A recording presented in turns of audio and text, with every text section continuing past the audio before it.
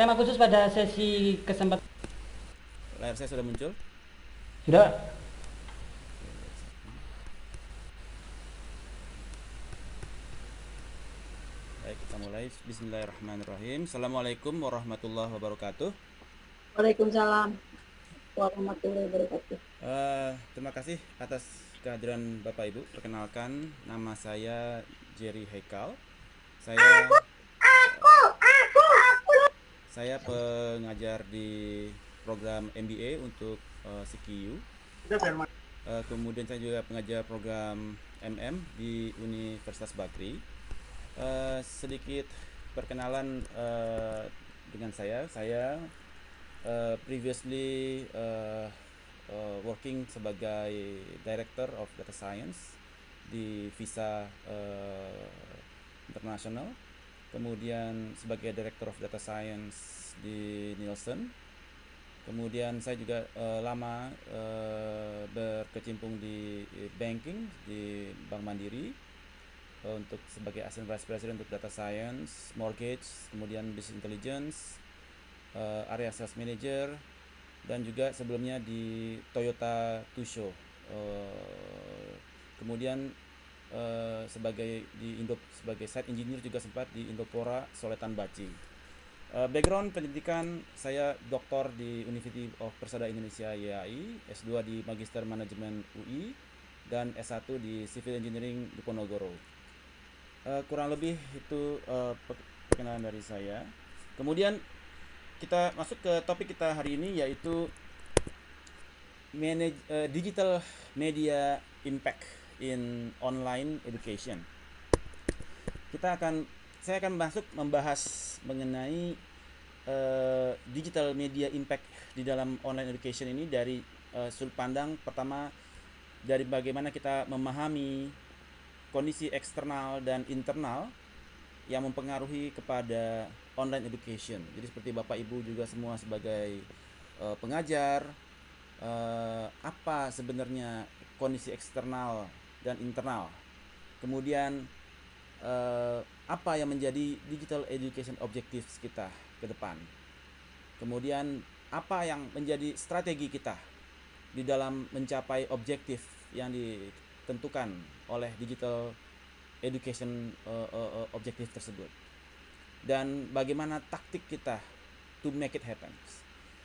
So, pertama-tama saya akan bahas mengenai understanding the external and internal education environment. Jadi, apa saja yang menjadi external education environment? Yang pertama adalah tentu saja COVID-19 pandemi, yang dimana the pandemic itu mengakibatkan global impact, dengan dunia pendidikan menjadi satu yang paling dipengaruhi oleh COVID-19 ini.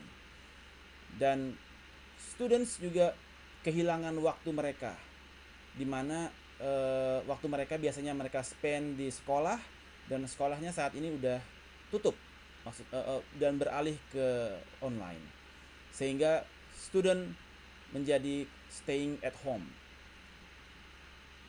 Kemudian most schools in Indonesia has come up with the idea of online classes. Jadi supaya students itu tidak delay di dalam starting their academic year. Jadi kita semua force migrate kepada online. Jadi COVID-19 merupakan external environment, sesuatu yang di luar kontrol yang kita miliki, ya. Jadi external environment adalah sesuatu yang ada di luar, beyond our control. Yang kedua, yang beyond our control adalah teknologi. Beruntung sekali ketika COVID-19 ini mampir ke Indonesia, most universities, kebanyakan universitas itu sudah sebelumnya masih belum pernah melakukan live online learning. Jadi masih using the traditionals. Dan walaupun tools untuk distance learning itu cukup populer, tapi tidak menjadi suatu objektif yang utama.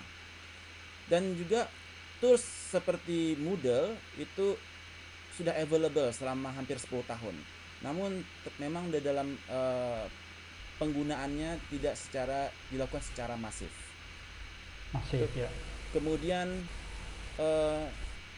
COVID-19 juga deeply impacting kepada universities untuk bisa melakukan kelas secara reguler. Jadi sulit sekali university tidak bisa lagi melakukan kelas secara reguler, sehingga terjadi forcing adoption kepada virtual classes. So both, Yep. ya Pak Wahidi ada pertanyaan? Oh oke, sorry. So secara Eh, Okay, so both reasons why online learning is both disruptive as well as transformative. Jadi sehingga kondisi yang saat ini berakibat terjadinya mereka menjadi disruptif, namun sekaligus transformatif. COVID-19 bersifat negatif externalities, berakibat negatif, namun teknologi berakibat positif. Jadi negative externalities dari COVID-19 diadu dengan positive externalities dari teknologi yang kita miliki. Kemudian bagaimana itu secara eksternal, bagaimana secara internal environment. Jadi sebelum COVID kita masih menggunakan traditional classroom, inovasi yang masih terbatas, kemudian biaya pendidikan yang tinggi, terjadinya gap between elite and regular schools, ya, sekolah yang mahal dan sekolah yang murah, terjadi gap yang cukup tinggi. Kemudian juga the rise open courseware, jadi sudah ada open course seperti Ruang Guru dan lain sebagainya, yang juga sebagai independent learning platform. Kemudian the rising of use of videos, sudah ada juga kecenderungan untuk menggunakan fasilitas video sebagai learning materials. Kemudian secara current saat ini ketika terjadi COVID, educational institution are closed dan dia move to online classes secara force rather than planned transition. Jadi bukan terjadinya transisi, namun forced move.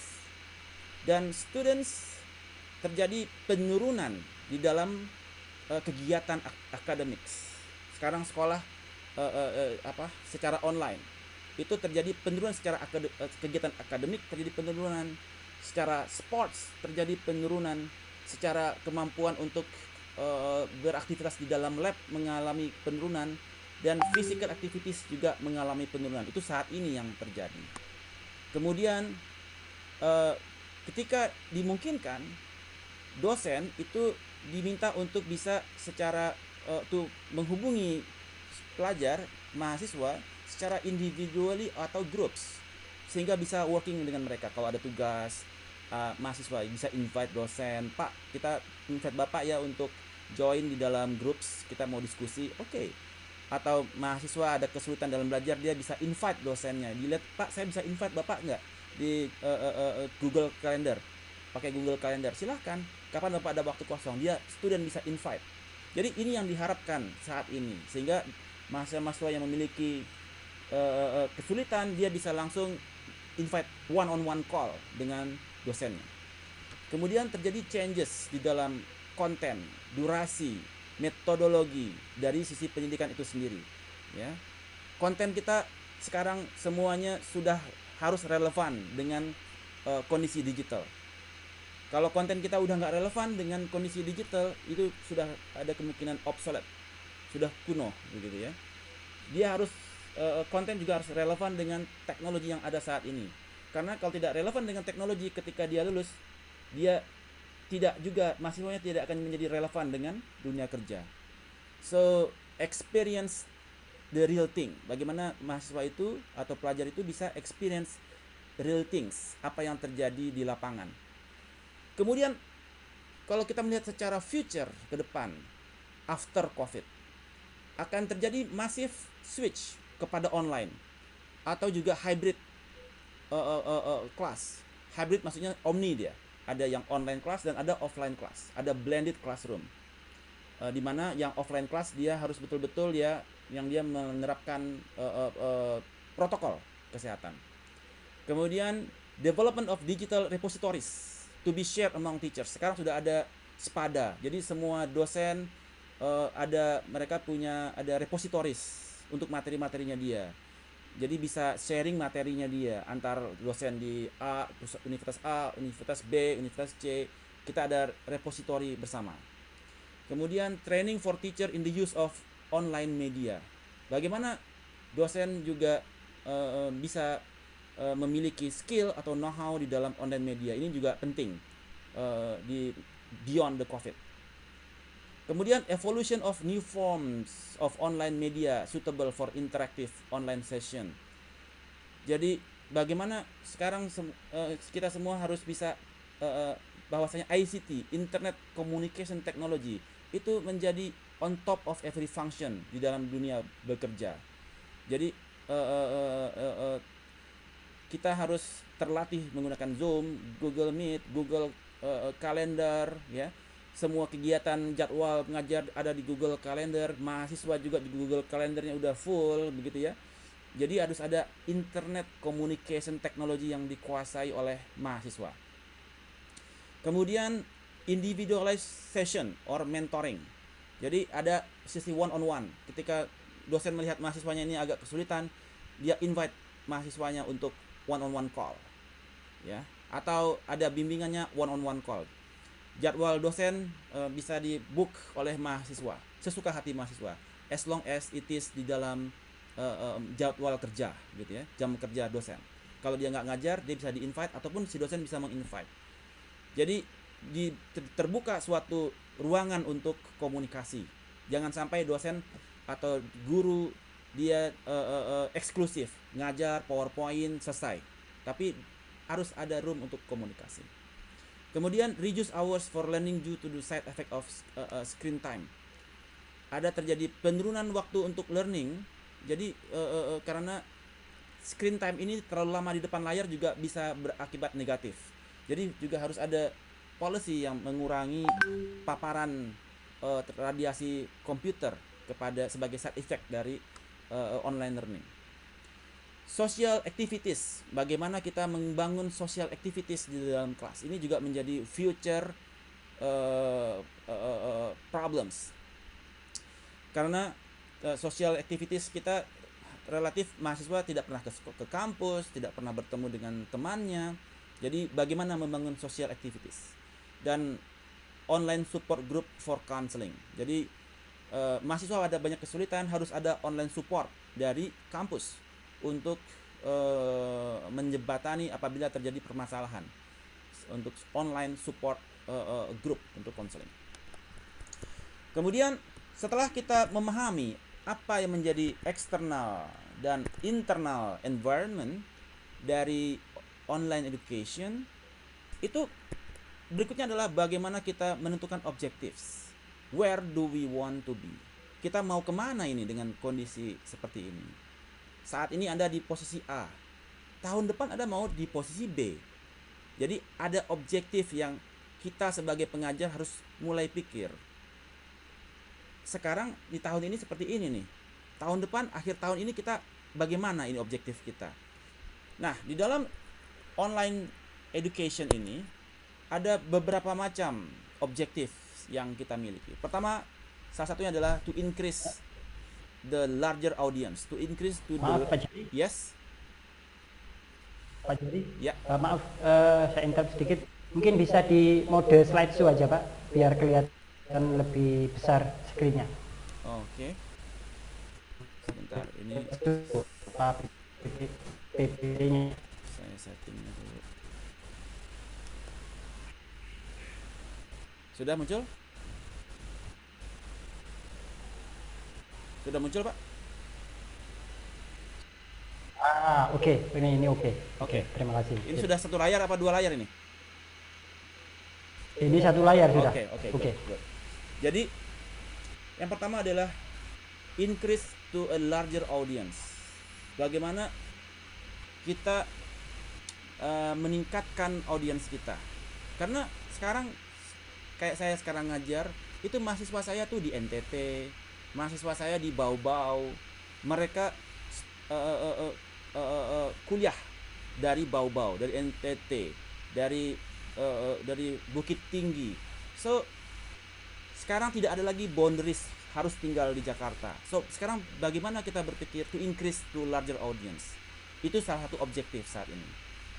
Yang kedua adalah increase students interaction. Bagaimana kita meningkatkan student interaction. Jadi kebanyakan kalau di Amerika mereka biasa speak up, bicara, ya, bicara dulu, baru berpikir. Ya, dia ngobrol terus, think in English, talk in English. Tetapi kalau di Indonesia kita diajarkan silent is gold, diam itu emas. Jadi kita kebanyakan meneng semua di kelas, ya. Kalau nggak dipaksa jawab, dipaksa tanya, nggak mau ngomong. Jadi ini suatu kondisi yang terjadi. Jadi dan di mana di dalam online learning kalau Anda silent is gold, ya, itu bagaimana adopsi Anda kepada ilmu itu lebih lambat. Oke, sepertinya jaringan Pak Jerry. Sekarang sudah terdengar jelas? Sekarang sudah jelas apa belum, Pak? Barusan agak terputus-putus. Oke. Sekarang sudah jelas ya? Ya, oke. So, bagaimana kita meningkatkan interaksi mereka?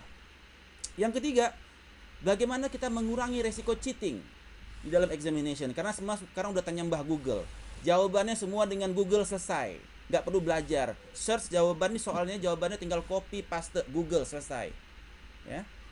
Jadi bagaimana kita mahasiswa ini atau pelajar ini dia baca buku, bukan search di Google, copy paste jawabannya, nggak mau tahu lagi.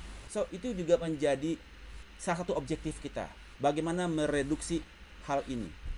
Kemudian increase social engagement, ya, di dalam online education, digital education, social engagement itu sangat penting.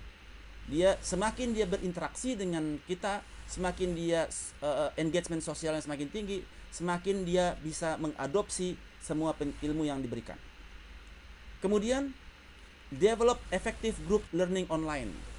Sekarang kita bagaimana mereka bekerja sama secara tim, karena mereka tidak ketemu nih, ya. Ada tugas bagaimana nih kerjasama secara tim, karena mereka harus PSBB, tidak boleh ketemu, ya. That's also objectives. Kemudian reduce students physical health impact. Ya, bagaimana kita mengurangi resiko fisik mahasiswa, pelajar, ya. Kemudian itu juga objektif.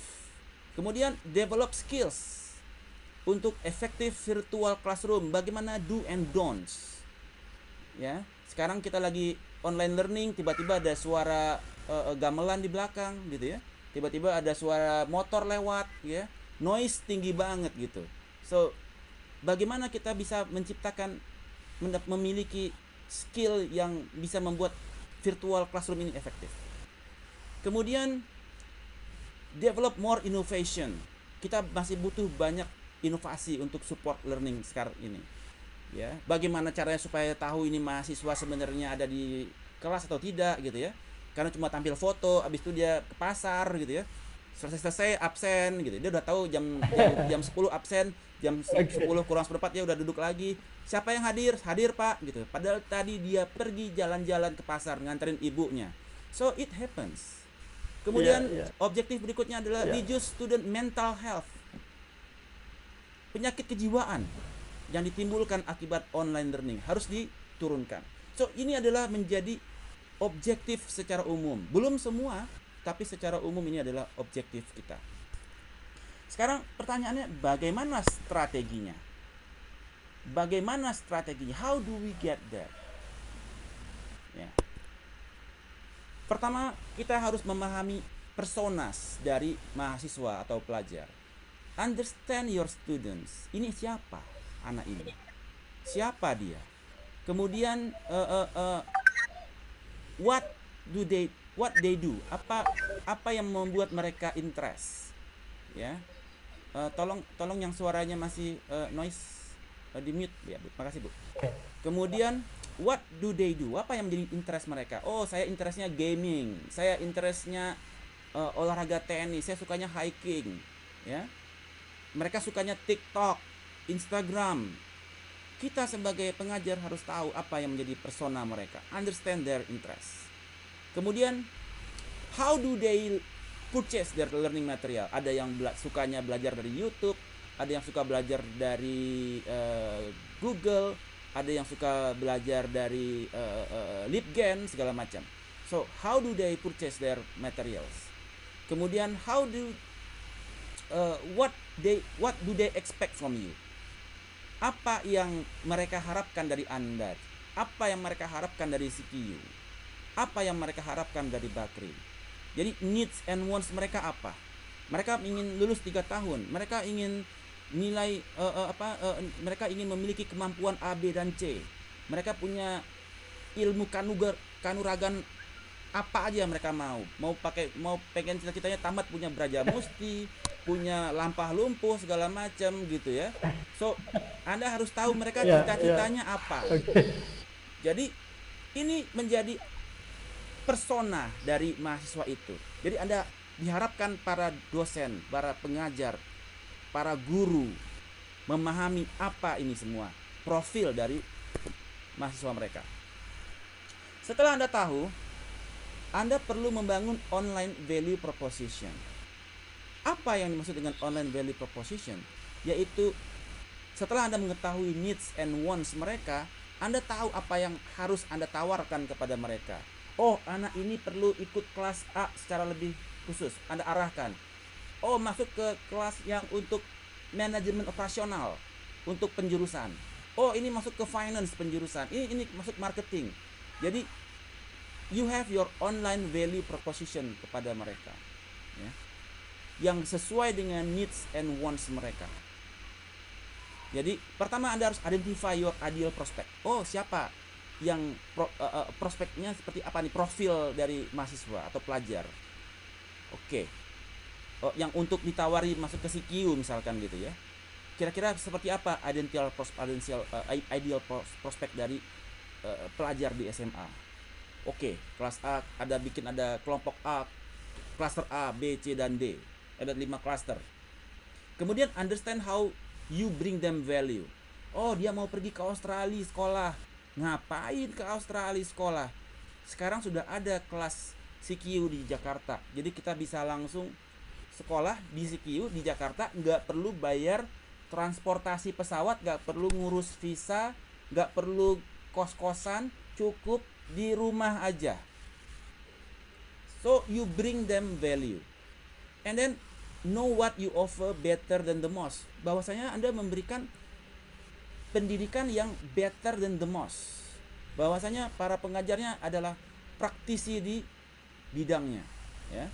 Atau apa yang menjadi unique value proposition yang Anda miliki yang tidak dimiliki oleh kampus-kampus yang lain.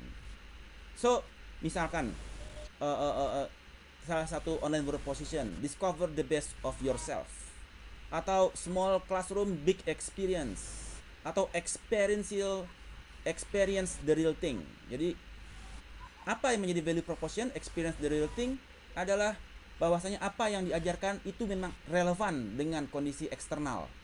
Kalau yang Anda ajarkan adalah ilmu-ilmu jadul yang gak relevan dengan dunia kerja saat ini, ya itu cuma sekedar diajarin, gak bisa dipraktekkan gitu.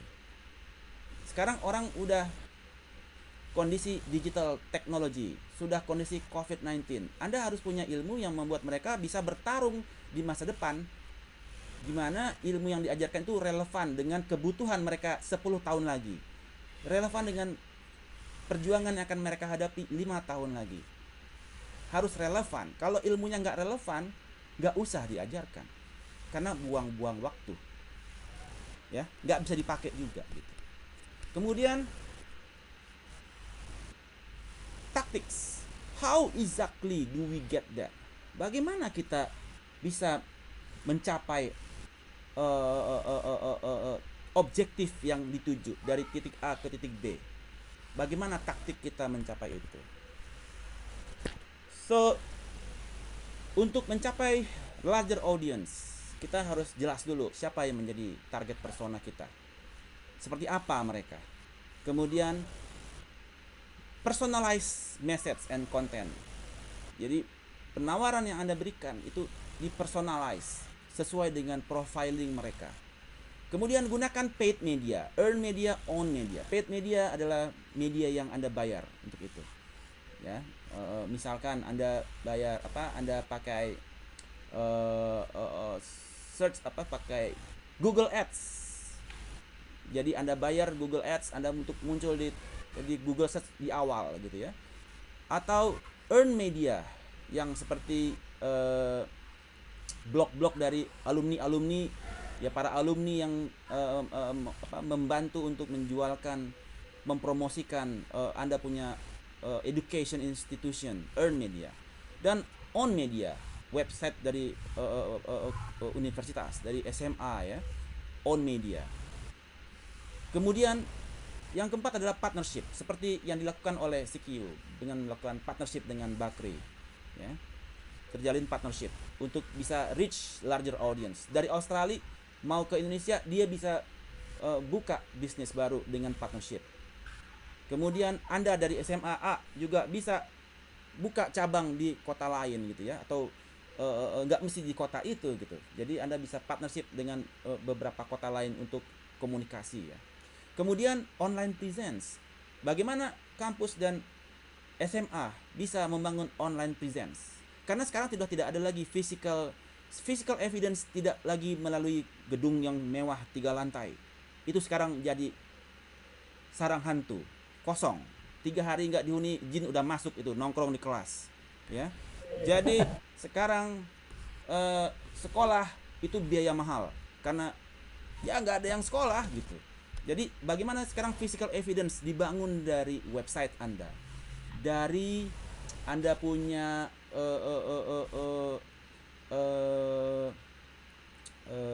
websites, terus Instagram, kemudian apps, atau physical evidence-nya adalah testimoni dari para alumni yang sudah bekerja di multinational company yang merupakan lulusan dari CQ atau lulusan dari Bakri. Nah, physical evidence dalam bentuk online physical evidence inilah yang saat ini dibutuhkan oleh mereka yang nggak pernah ke kampus. Basically mereka nggak pernah ke kampus, di rumah aja, wisuda pun di rumah gitu ya. Jadi ini menjadi salah satu hal yang kita perlu pikirkan. Kemudian yang kedua adalah tactics yang kedua adalah how to identify students conduct cheating. Ini udah cheating ya, yang sebelumnya masih yang oke. Bagaimana kita mengidentify students yang kerjaannya cheating waktu ujian? Pertama, mereka bisa melakukan sharing answer di WhatsApp group. Woi, gua nomor 1 jawabannya B, nomor 2 jawabannya C. Sehingga dosen harus berpikir untuk shuffle the question. Anda harus shuffle, bisa di-shuffle itu, diacak, jangan sampai urutan dia, karena bisa di-sharing answernya. Yang kedua, yang suka copy paste untuk di Google, tinggal cek soalnya dari Bu Patricia begini. Oke, di Google udah ada pilihan jawaban, tinggal paste, selesai, nilainya 10. Kemudian waktu ujian mereka share screen, pakai 2 layar, share screen, ngobrol sama temannya, lihat layar lu, share screen dong layar lu dong. Oke, jawabannya dia itu, tinggal ngikutin share screen, pakai 2 monitor, selesai masalahnya. Atau fake identity. Saya kemarin baru dengar cerita, cowoknya kuliah di S2, ceweknya yang masuk kuliah. Cowoknya nggak pernah masuk kuliah, Bapak Ibu. Cuma dia tiap hari online yang ikut pacarnya. Ujian pacarnya, karena cuma foto dianya aja yang dipasang, foto cowoknya. Yang ujian pacarnya, yang kuliah pacarnya, yang cowoknya tinggal wisuda saja. It happens. Saya sudah ketemu sama orangnya dan saya tahu siapa anaknya. Dan itu di kampus negeri terbesar di Indonesia. So, fake identity sekarang menjadi isu. Bagaimana Anda tahu bahwasanya ini Bu Patricia yang benar? Anda yakin nggak ini Bu Patricia? Jangan-jangan ini anaknya. Iya kan? Oke. Atau jangan-jangan ini saudaranya Bu Patricia yang muncul di hadapan kita. Kita nggak tahu. So, bagaimana dosen bisa identify fake identities? Harus punya. Makanya profiling itu kita harus punya. Oke, KTP-nya, fotonya seperti apa? Kampus harus siapkan. Kemudian family or friends helping the exam room. Jadi Anda ujian online, semua kebuka monitor. Anda harus lihat 360 degrees. Siapa di ruangan? Bapaknya, ibunya, kakeknya, adiknya, semua udah siap buku, siap laptop buat jawaban nomor 1, nomor 2, nomor 3. Bapaknya yang tamatan S2 udah merasa tertantang dengan soal-soal itu. Biar papa yang kerjain semua. Jangan khawatir, ada papa di sini. Dan bahkan bapaknya juga ikut kuliah. Ya. Ibunya pun ikut kuliah. Nonton kita ngajar, ibunya tuh di belakang nyatet. Biar mama yang catetin buat kamu. Kamu setor muka aja. Jadi ini menjadi kita groups yang ngerjain soal ujian. Oke? So, itu menjadi ya issues di sini. Kemudian how do digital model increase social engagement? Bagaimana social engagement terbangun? Pertama, sebagai pengajar, ya, supaya students itu dia social engagementnya timbul. Anda ketika mengajar Anda record dan kemudian Anda publish di YouTube unlisted. Jadi hanya untuk pelajarnya saja, hanya untuk mahasiswa di kelas yang tergabung di grup Moodle Anda, di Moodle atau di Google Classroom.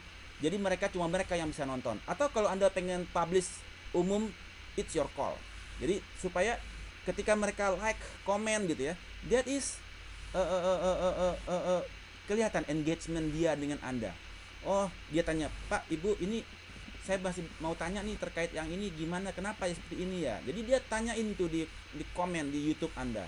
Jadi kita melihat engagement dia dengan materi Anda. Kalau dia nggak ada engagement, nggak ada like, nggak ada komen, ya udah, artinya dia nggak engage dengan Anda gitu. Yang kemudian publish in kampus Instagram. Jadi atau sekolah SMA itu ada Instagram supaya ada visual engagement antara pelajar dengan sekolah. Sekaligus juga untuk branding.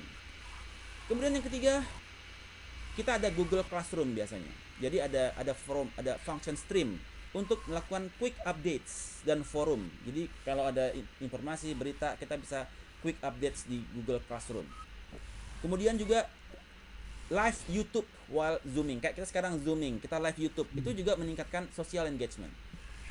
Dan IG live streaming. Kadang-kadang mahasiswa itu karena perlu membuat kombinasi, nggak cuma di Zoom, tapi juga Instagram live. Anda streaming itu di Instagram. Mahasiswa datang, jadi mahasiswa Anda pun atau pelajar students dia follow Anda punya Instagram. Mungkin Anda punya Instagram lain yang separate dengan pribadi.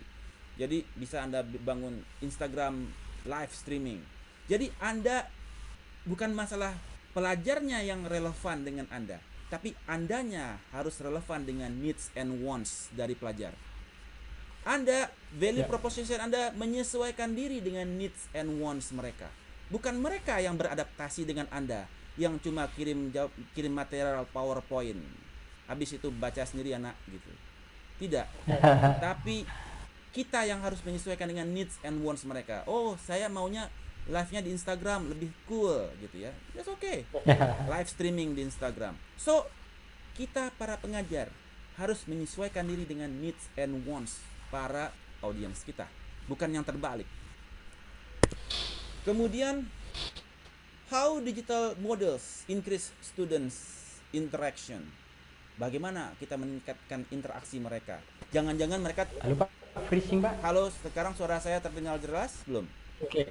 Bagaimana kita tahu bahwasanya mereka nggak tidur? Udah. Bagaimana caranya supaya kita yakin mereka nggak tidur di kelas?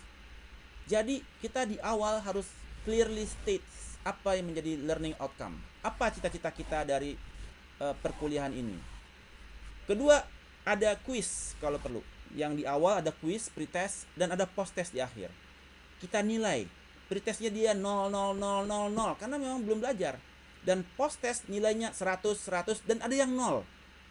Jadi, kalau yang 0 ketemu lagi 0, artinya tadi dia tidur, nggak dengar Anda. Nggak memahami, nggak masuk di otaknya dia. Masuk telinga kiri, keluar telinga kanan. Ya. Jadi ada quiz di awal dan di akhir. Supaya di tengah-tengah mereka belajar, memahami materi. Kemudian use break rooms untuk group discussion. Jadi ada tugas, masukin break rooms. Kemudian minta mereka present atau keluarkan ide mereka, make them speak. Mereka supaya berinteraksi antar mereka. Mereka udah kasihan nih, nggak pernah ketemu fisik, ketemu online pun nggak ada gitu. Jadi kita bangun breakout rooms supaya antar mereka pun berinteraksi. Dan ketika Anda tanya harus make sure bahwasanya mereka open cam. Jangan-jangan mereka, jadi supaya mereka tuh mandi sebelum ikut training, ikut kelas. Jangan masih di tempat tidur, ya masih berantakan. Jadi mereka rapi karena mereka bakal open cam. Kalau nggak open cam, kick aja gitu. Karena Anda melanggar peraturan. Jadi kita harus jelas do and don'ts, rule of the game. Kalau ditanya nggak buka cam, ya udah kick. Nanti mereka bisa join lagi gitu ya. Kemudian how to moving from instructor to computer. Sekarang banyak ada kemungkinan ke depannya karena satu dosen bisa mengajar banyak mahasiswa, banyak kelas yang sama, redundant gitu ya. Kelasnya kelas geografi, tiba-tiba geografi lagi, tiba-tiba geografi lagi. Karena kelas dibagi kan, ada yang kelas pagi, ada yang kelas sore, PSBB, ada yang sehari masuk, sehari enggak, dan lain sebagainya. Jadi materinya sama. Supaya tidak terjadi double counting dalam mengajar, kita bisa memanfaatkan scheduler. Scheduler untuk material kita menggunakan Google Classroom. Jadi kita bisa post test dan pretestnya kita schedule dulu. Scheduler tiap jam 8 ini jam 8 besok jam post testnya keluar, pretestnya keluar, jam sekian post testnya keluar. Sudah Anda set seminggu sebelum kelas. Jadi kelas buat minggu depan Anda sudah set tuh. Pretest, post test, pretest, post test, pretest, post test. Kemudian materialnya datang jam sekian. Jam 8 material dikirim, PowerPoint-nya. Kemudian video Anda ngajar pun dikirim. Nah, jadi Anda udah ngirim video, Anda bikin video, Anda kirim di schedule videonya jam sekian. Jadi mereka nonton video, mereka jawab pretest dulu, nonton video perkuliahan, terus post test. Jadi sehingga kelas-kelas yang banyak itu bisa efektif. Anda cukup setel video aja, ya, nggak mesti tatap muka live begitu ya. Supaya Anda juga punya waktu untuk develop materi-materi yang lain. Jadi Anda punya waktu yang lebih efektif. Nggak harus live setiap hari gitu.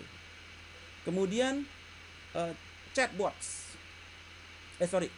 Develop your material videos and schedule it accordingly for the class. Jadi Anda bikin material video, ya tinggal bikin pakai PowerPoint pun kita udah bisa bikin video.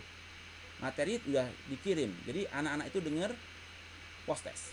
Kemudian chatbots. Nah, ini juga ke depan, saat ini masih belum banyak yang pakai. Ada chatbots.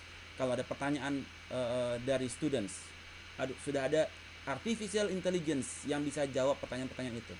Kayak Anda masuk ke website, selamat siang Bapak Ibu, ada yang bisa kami bantu terkait ini, itu sudah ada robot yang menjawab. Jadi mahasiswa kalau dia ada inquiry, ada pertanyaan ke CQ begitu ya, ada chatbots yang siap. Nggak mesti nunggu Mas Bertonnya jawab, nggak mesti nunggu Olivianya jawab, tapi ada artificial intelligence yang akan jawab. Kemudian bagaimana individual score automation. Jadi Bapak Ibu nggak perlu periksa ujian lagi, nilai keluar begitu jawaban di submit. Itu automation di dalam nilai. Jadi Anda sudah bikin pretest, quiz, pretest, post test, jawaban yang betul udah tahu. Ujian UTS, UAS juga seperti itu, sudah tahu jawabannya. Jadi nggak perlu nunggu waktu 1 minggu buat ngecek atau meriksa. Nggak perlu, kadang-kadang sampai semester udah habis, ganti semester berikutnya nilai juga belum keluar. Jadi ada individual score automation untuk quiz dan exam. Sehingga nilainya kalau maksimal 100, nilai 25, selamat Anda dapat D. Langsung keluar, selamat Anda dapat D, UTS Anda. Begitu mereka submit. Nggak perlu nunggu seminggu, habis itu mikir kira-kira mau dikatrol berapa ini nilainya. Dan make use of platform as a service. Bagaimana kita menggunakan Google Slides, Google Sheets, Google Docs untuk platform as a service. Di mana ketika di-share Anda bisa langsung cek kepada Google Docs tersebut untuk grup-grup yang bekerja. Kemudian how to develop effective group learning online. Nah, sekarang kita banyak bikin tugas assignment. Kita harus pastikan bahwasanya kita tahu nih klaster mahasiswa seperti apa. Ada yang kelompok yang pintar sekali, sedang, terus malas sekali dan lain sebagainya. Jangan yang malas ketemu yang malas, Bu. Dibikin assignment, Bapak Ibu acak gitu ya. Tiba-tiba ketemu yang malas semua. Terus ada satu yang rajin. Akibatnya yang ngerjain yang rajin ini aja, yang malas udah aku ikut kamu aja gitu ya. Akhirnya nilainya kan nilai bagiroto. Semuanya sama gitu. Kemudian Anda bikin juga breakout rooms di Zoom dan di shuffle untuk different assignment. Jadi ketika ada assignment berikutnya ganti kelompok gitu. Harus moving gitu kelompoknya, jangan digabung. Karena tidak ada interaksi. Udahlah mereka nggak pernah ke kampus, nggak pernah ke sekolah, interaksi cuma di grup itu aja, kasihan. Harus di shuffle supaya mereka bisa ketemu satu sama dengan yang lain yang berbeda setiap ada tugas. Kemudian make use of the platform as a service for our group assignment. Di Google ada Google Slides, itu bisa dikerjain bareng, jadi kolaborasi. Jadi mereka bikin PowerPoint itu kolaborasi rame-rame. Google Docs rame-rame mereka bikin. Bukan yang satu orang bikin terus di email. Tolong cek punya saya. Enggak, sekarang udah ada Google Slides. Tinggal Anda kolaborasi rame-rame, kita garap kerjain bareng-bareng di saat yang bersamaan. Satu PowerPoint. Kemudian use same case but different approach. Jadi kadang-kadang kita bikin assignment itu satu buat semua. Tidak. Harus ada triangulasi, perbedaan perspektif. Anda dari sisi industri A, industri B, industri C, industri D. Jadi mereka sudut pandangnya berbeda-beda. Kalau tidak terjadi kebosanan ketika mereka present. Soalnya sama, jawabannya itu lagi. Ngapain ini? Nggak dapat ilmu apa-apa nih saya. Mending mereka dikasih satu case yang ini pendekatannya dari industri A, industri B, atau dari sisi accounting, finance, operation. Jadi supaya mereka saling memperkaya sesama grup yang lain. Bukan satu dijawab sama copy paste. Nah, itu yang sering kita mahasiswa atau pelajar itu kecewa. Kemudian more practical experience. Jadi mereka butuh, karena mereka udah nggak ke kampus, nggak ke lab, nggak ketemu temen, nggak ketemu dosen. Mereka butuh practical experience. Sebetulnya yang dibutuhkan di lapangan apa? Kayak ini. Jadi mereka feel the game, betul-betul feel the field condition. Bagaimana practical experience? Sehingga kasus sangat penting. Karena kasus itu yang menjadi membuat daya khayalnya bekerja, bukan buku teori. Teori oke, bagaimana ini diterapkan di case. Jadi kita dari sekarang SMA pun harus main case. Bagaimana ini implementasinya kayak apa gitu ya? Practical experience. Kemudian how to develop skills for effective virtual classroom. Nah, ini yang perlu kita rubah habitnya. Bagaimana kita membuat mahasiswa atau pelajar itu confidence to speak up in the session. Jangan sampai masih menganut ilmu lama. Silent is gold. Ya, silent is gold. Sekarang kita butuh mahasiswa itu kritis, banyak tanya, ya. Kalau enggak, Zoom kelasnya atau virtual classroomnya kayak kuburan, nggak ada yang nanya, ya, nggak ada yang nanya, sepi kayak di kuburan. Kemudian punctuality, kalau bicara jangan dibiarkan kelamaan gitu. Jadi speak, bagaimana kita menenangkan ke mereka supaya mereka speak effectively. Apa esensi dari pertanyaan Anda? Jangan, kan kalau kita di Semarang kan muter dulu Pak. Kita ke Tembalang dulu, padahal kita mau ke Simpang 5. Ke Tembalang dulu muter Karangrejo, baru ke Simpang 5 begitu ya. Jadi apa yang esensi pertanyaan? Tanya gitu. Kemudian sufficient technical skill. Wah, karena sering trouble ya. Ada sering troubleshooting segala macam. Kemudian identity and profiling management. Bagaimana kita tahu siapa ini mahasiswanya? Ini mahasiswanya beneran apa bohongan? Ya. Bagaimana skill kita, ada skill yang dimiliki oleh pengajar. Oke, kemudian karena semua orang itu mahasiswa nggak pernah ketemu, ospek pun online nggak pernah ketemu, kadang-kadang kan nggak kenal. Jadi kita perlu mengajari mereka agar tetap respect dan patient kepada sesama mahasiswa atau pelajar. Kemudian, nah ini yang cukup menarik. How to reduce student physical health impact. Karena sekarang students jam 8 sampai jam 4 jadwal kuliah aja diduduk di depan laptop. Sehingga lack of physical activities, gampang capek. Ya, jalan dikit capek. Obesitas. Body mass indexnya naik tajam, obesity. Ya, gendut gitu ya. Jarang activity. Kan dulu kan kita ke kampus naik busway, jalan kaki 200 meter, berangkat lagi ke kantin, naik lagi ke mall, jalan-jalan sama temen, semua jalan. Sehingga mahasiswa dulu sebelum Covid pada langsing-langsing, setelah Covid pada makmur. Nah, ini perlu kita sedih kita. Jadi itu impact ya. Kemudian posture related problem, duduk bungkuk ya, sakit punggung, sakit leher di depan laptop ya kan, tangan ngetik terus, bahu kaku gitu ya. Kemudian eye strain, mata cekung di depan layar terus, mata agak hitam gitu ya. Kemudian sakit kepala, kelamaan terkena radiasi. So ini juga Bapak Ibu mesti pikirkan ya, apa yang kita perlu lakukan agar mereka nggak sampai fisikalnya tidak terlalu berat. Dan juga secara mental, karena mental kita melihat, wah online gak ketemu pacar, gak ketemu si cewek di kelas ya kan, karena naturally kan kita pengen ketemu lawan jenis gitu ya, jadi gak semangat ya ngeliat cewek cuma di zoom doang gitu, kayaknya cakep nih, padahal fotonya kadang-kadang pakai filter gitu kan, wah ini kayaknya cakep. Nah gak poor motivation untuk kalau dulu kan kita masuk ke kampus semangat, ada yang mau dilihat gitu ya, ada yang cantik, ada yang ganteng gitu kan, semangat gitu ke kampus. Sekarang ngelihatnya cuma di layar doang, kurang semangat.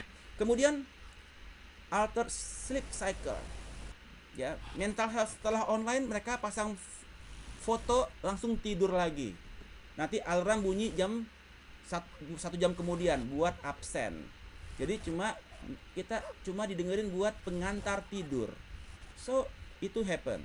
Kemudian internet addiction, semua sekarang mereka tuh internet addiction ya, nonton ini nonton itu, nonton ini nonton itu, seperti itu ya, nggak ada activity. Kemudian anger defiance, gampang marah. Kemudian depresi karena loneliness, sendiri di kos-kosan ngajar kan sendirian sebenarnya, lonely sebenarnya kan, nggak ada temen, PSBB keluar nggak ada, jadi itu menimbulkan mental health. Nah ini menjadi apa yang menjadi taktik kita. Kemudian setelah kita tahu apa yang harus kita lakukan, kemudian kita bangun action, apa yang siapa dan siapa yang melakukan apa. Jadi kita sebagai kampus kita ada Gantt chart. Oke, kalau terkait yang masalah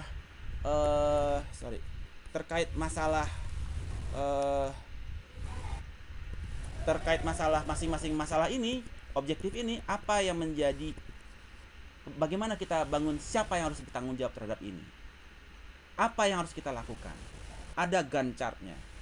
Kemudian kita bangun Gantt chart tersebut, berapa lama waktu diperlukan, berapa biayanya ya, itu yang menjadi action yang harus kita pikirkan. Kemudian kontrolnya, objektif kita tercapai atau tidak tercapai ya.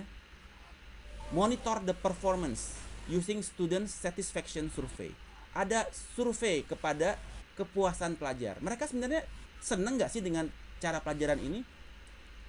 Kalau suatu metode Anda gunakan dan metode itu menurut mahasiswa itu nggak menarik, kemudian Anda paksakan terus dengan metode itu namanya adalah madness, kegilaan. Ya. you do the same thing again and again and again, padahal udah jelas customer satisfaction-nya mengatakan tidak menarik, tidak bisa dipahami, terus Anda paksakan terus menerus. Itu madness. Jadi kita harus mulai pikirkan need and want student seperti apa. Apa yang harus kita berikan agar cara technicality method yang kita gunakan agar needs and wants-nya terpenuhi. Ya. So itu yang menjadi materi saya di sore ini. Jadi kita berpikir bagaimana kita memahami terhadap eksternal dan internal online education, environment seperti apa. Kemudian kita bangun objektif, saat ini Anda di mana, akan kemana. Kemudian strategi Anda bagaimana untuk persona dari masing-masing mahasiswa Anda. Apa yang menjadi value yang Anda tawarkan kepada mereka yang sesuai dengan cita-cita ilmu kanuragan yang ingin mereka miliki di masa depan. Dan kemudian bagaimana taktiknya agar cita-cita mereka itu tercapai secara sekian beragam permasalahan yang kita hadapi dalam mencapai objektif tersebut. Kemudian bagaimana action gancapnya, siapa yang membagi, siapa yang melakukan apa agar ini tercapai, dan monitoringnya sudah sejauh mana objektif itu tercapai. Demikian Bapak Ibu, saya kembalikan ke Pak Wahyudi. Apakah ada pertanyaan? Oke, baik Pak Jerry, terima kasih materinya ya. Mungkin bisa di stop share, stop screen Pak. Siap. Oke. Iya, materinya adalah saya rasa ini apply untuk mahasiswa ya, dan juga apply untuk para pengajar di sekolah ya. Jadi ini masalah-masalah ini saya rasa memang dihadapi oleh baik dosen maupun guru ya. Nah, ini sudah diidentify bahwa digital impact pada dunia pembelajaran atau pendidikan itu seperti itu. Jadi sudah disampaikan 4 poin, yaitu bagaimana understanding ya, memahami, kemudian objektifnya apa, strateginya bagaimana, dan taktiknya seperti apa. Nah, itu sudah disampaikan semua oleh Pak Jerry ya. Jadi tantangannya seperti yang saya sampaikan tadi, bahwa situasi ini memang merubah banyak hal ya. Dan tadi Pak Jerry mengatakan force change ya, force change gitu ya, mau tidak mau. Jadi ada yang guru mungkin selama ini agak tidak melek teknologi, dipaksa harus bisa gitu ya, gitu. Kemudian yang malas-malasan mungkin mau bangun malas, mau tidak mau. Nah, tadi juga bagaimana membuat suatu environment interaktif, ya itu penting sekali ya. Memang akan sangat mudah, tinggal kalau dulu kalau kelas offline titip absen, mahasiswanya banyak atau pelajarnya, kalau pelajar tidak ada sih ya, titip absen kemudian keluar gitu ya. Nah, sekarang caranya adalah on kamera, sudah harus mandi, harus karena on kamera ya. Baik, Bapak Ibu, silakan, masih ada waktu sedikit untuk bertanya. Saya Pak. Ya, silakan. Saya mau bertanya kepada Pak Jerry. Pak Jerry, yang telah Bapak utarakan itu memang sudah terjadi sama kita di online learning. Sekarang yang kita hadapi adalah siswa yang akan offline. Nah, bagaimana membangun kembali siswa yang kita mau akan ajar nih, sementara setahun itu sudah offline. Yep. Enakan mereka sudah online. Online. Yep. Jadi saya rasa yang harus dibenahi adalah bagaimana kita menghadapi si siswa itu supaya menyemangati lagi supaya offline. Misalnya tentang disiplin, tentang apakah motivasi untuk offline belajar, sementara kalau online kan mereka belajar istilahnya seenaknya gitu kan. Memang ada aturan-aturannya, tapi kan soal pengumpulan segala macam atau mandi kayak Bapak tadi bilang itu kan tidak terjangkau oleh kita semua. Kalau offline itu pasti terjangkau oleh kita semua. Nah, bagaimana menyikapi hal itu, Pak? Alright. Langsung ya, Pak Wahyudi ya. Ya, Oke. langsung. Jadi saat ini memang ada beberapa daerah yang sudah kembali offline. Dia bagi kelas Senin, Rabu, Jumat, dan Selasa, Kamis, Sabtu, supaya kelasnya jadi satu bangku satu orang. Ya. Tapi itu untuk daerah-daerah yang masih sudah hijau. Tapi apakah ini bisa diterapkan di seluruh Indonesia? Kondisinya pertama adalah COVID belum melandai, masih nanjak Bapak Ibu. Jadi kalau kita mau melakukan kelas offline yang kita pikirkan, masih jauh asap daripada api. Karena baru kemarin saya cek ke Rumah Sakit Persahabatan dari timnya COVID-19, kita apakah sudah melandai? Saya tanyakan sama dokter di sana yang bertanggung jawab. Kita belum melandai, masih nanjak. Jadi kalau kondisinya seperti itu dan kita sudah mengharapkan untuk akan buka kelas offline, ya resikonya sangat besar. Ya, artinya kita force kepada pelajar untuk bisa terpapar COVID-19, yang mana vaksin itu juga belum tentu bisa mempertahankan diri mereka dari virus ini. Gubernur Sumatera Barat setelah vaksin 2 kali dia kena COVID. Jadi vaksin tidak menjamin. Kalau begitu, kalau tidak menjamin, bagaimana kita meyakini kelas offline kita lakukan? Itu juga kita harus melihat stage-nya. Kapan sekolah offline kita mulai? Apabila dia sudah melandai. Kalau dia belum melandai, nggak usah ngobrol dulu kita Bapak Ibu. Karena itu consume our energy untuk suatu kondisi yang belum akan terjadi. Demikian, Ya. Bu Heni. Kalau Pak Menteri kan sudah menyarankan supaya sekolah itu offline. Dan kalau dinas menyetujui, udah pasti itu akan dibuka, Pak. Alright. Jadi kayaknya perlu guru-guru dimotivasi atau diberi masukan tentang bagaimana kita bisa offline kembali gitu. Oke. Jadi kalau bicara mengenai karena sekarang mahasiswa sepertinya sudah mulai beradaptasi dengan kondisi online, dan kita sebagai pengajar juga sudah mulai merasakan enaknya kelas online. Sehingga ketika kita mau kelas offline, kita mulai hesitate, mulai ragu-ragu, karena kita rata-rata usia udah di atas kepala 4 semua. Jadi resiko terpapar itu lebih tinggi ya Bapak Ibu. Jadi the risk is there, ya. Tentu saja kita mengalami hesitation. Kalau saya kena, siapa yang tanggung nanti? So, nah untuk itu kita mungkin perlu satu sesi yang berbeda. Diulangi, Pak. Barusan, Pak. Halo Pak Wahyudi, suara saya terdengar? Suara saya terdengar? Ya. Halo, suara saya terdengar? Suara saya terdengar? Suara saya terdengar? Masih putus? Ya, Sudah terdengar? Ya, clear. Oke. Jadi mungkin kita perlu satu sesi yang lain Bu Heni. Bagaimana persiapan kelas offline? Karena materi kita hari ini adalah Digital Media Impact in Online Education.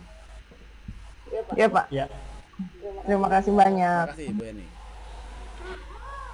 Baik, Pak Jari. Baik, kita sudah di penghujung waktu ya. Jadi kita harus sudahi dulu sesi pada sore hari ini. Tapi saya merasa bahwa apa yang disampaikan oleh Pak Jerry, kita punya gambaran luasnya gitu ya. Mungkin ada beberapa hal yang sudah kita terbiasa, ada beberapa hal yang mungkin kita belum terbiasa mengidentifikasi problem dalam online learning. Nah, tadi juga sudah ada solusinya bagaimana gitu ya. Nah, baik, Bapak Ibu, jika masih ada pertanyaan bisa disampaikan ke Fortras yang ada kontak, yang berkontak dengan Bapak Ibu ya di kota masing-masing gitu ya. Atau juga mungkin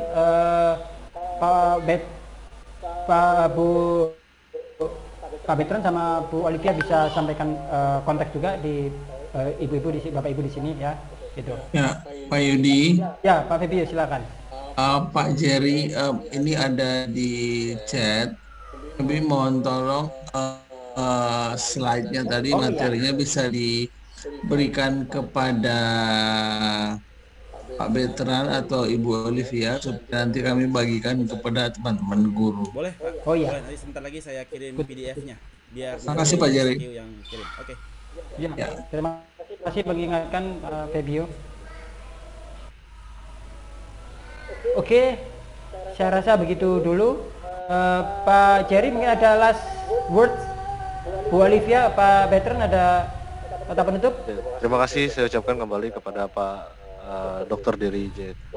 Jerry. Terima kasih Pak atas waktu dan kebersediaannya pada hari ini. Dan juga teman-teman dan tim dari Fortras. Terima kasih banyak.